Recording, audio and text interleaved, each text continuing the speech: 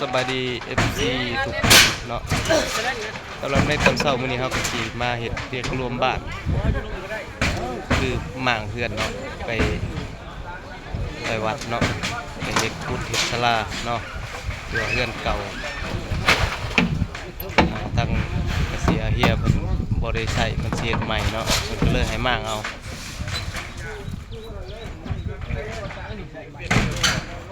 เนาะ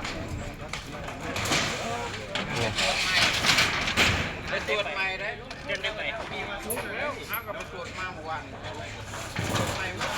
ไปจัดได้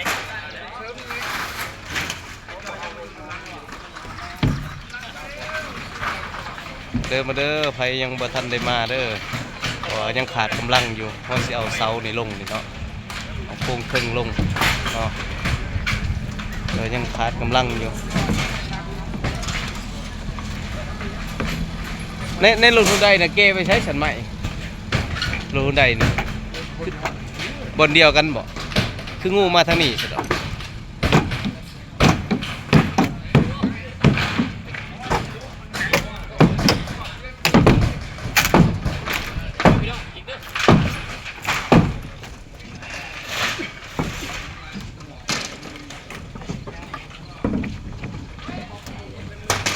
ไม่ยังดีอยู่ไป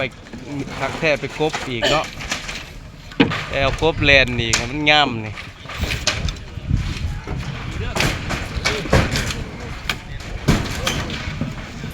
ข้าวทะเลเราไป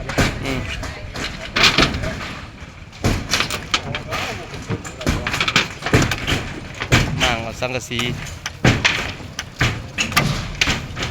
ก่อนเด้อก่อน มาหาคนโหลด